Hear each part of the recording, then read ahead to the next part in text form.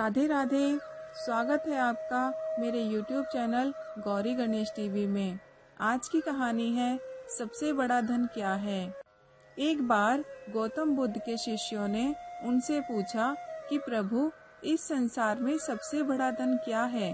भगवान बुद्ध थोड़ा मुस्कुराए और बोले, प्यारे शिष्यों, तुम्हारे इस प्रश्न का उत्तर देने के लिए मैं तुम्हें एक कहानी सुनाता हूँ।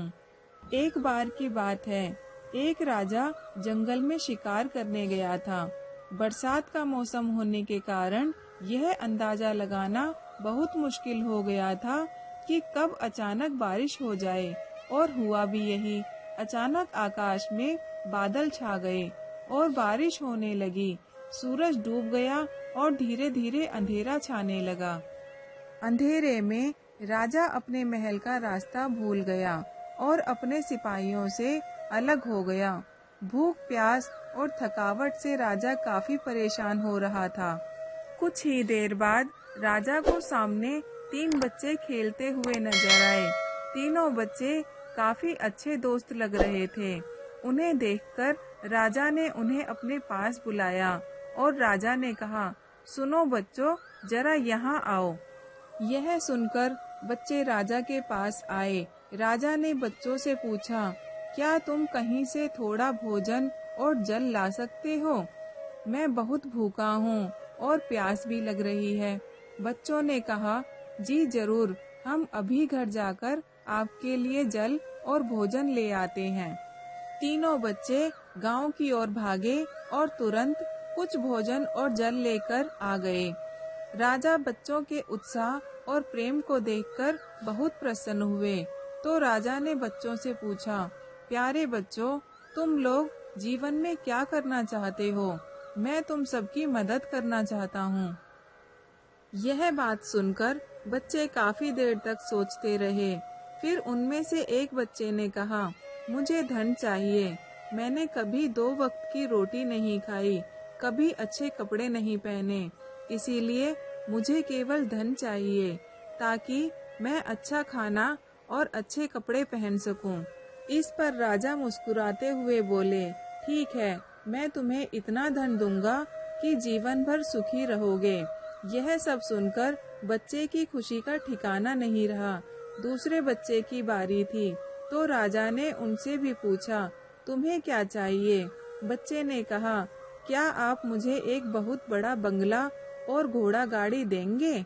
इस पर राजा ने कहा, जरूर, मैं तुम्हें एक आलीशान बंगला और घोड़ा गाड़ी दूंगा। अब तीसरे बच्चे की बारी थी, तो उसने कहा, मुझे ना धन चाहिए और ना ही घोड़ा गाड़ी चाहिए। मुझे आप ऐसा आशीर्वाद दीजिए जिससे मैं पढ़ लिख कर विद्वान बन सकूं और देश की सेवा कर सकूं। तीसरे बच्चे की इच्छा सुनकर राजा उनसे काफी प्रभावित हुए। राजा ने उस बच्चे के लिए उत्तम शिक्षा का प्रबंध किया। वह बच्चा बहुत मेहनती था। वह दिन रात एक करके पढ़ाई करता था और एक दिन बहुत बड़ा विद्वान बन गया।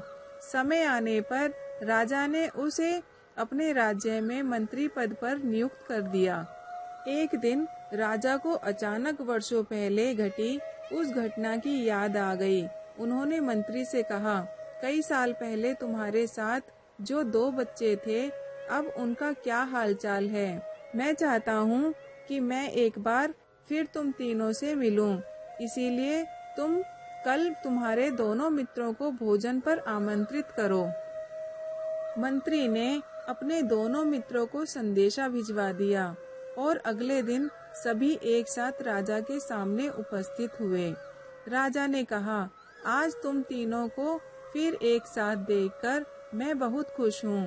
राजा ने मंत्री के कंधे पर हाथ रखकर कहा, इनके बारे में तो मैं जानता हूँ, पर तुम दोनों अपने बारे में बताओ। जिस बच्चे ने धन मांगा था वह बहुत दुखी होते हुए बोला, महाराज, मैंने उस दिन आपसे धन मांगकर बड़ी गलती की। इतना सारा धन पाकर मैं आलसी बन गया और बहुत सारा धन बेकार चीजों में खर्च कर दिया। मेरा बहुत सा धन चोरी भी हो गया और कुछ वर्ष पहले मैं वापस उसी स्थिति में पहुंच गया जहाँ पर आपने मुझे देखा था। अब बंगला गाड़ी मांगने वाला बच्चा भी रोते हुए बोला, महाराज, मैं बड़े ठाठ से अपने बंगले में रह रहा था, पर वर्षों पहले आई बाढ़ में मेरा सब कुछ बर्बाद हो गया और मैं भी अपने पहले जैसी स्थिति में पहुंच गया। सबकी बातें सुनने के बाद राजा बोले, इस बात को अच्छी तरह गांठ बांध लो। धन संपत्ति सदा हमारे पास नहीं रहते, पर ज्ञान जीवन भर मनुष्य के काम आता है और उसे कोई चुरा भी नहीं सकता।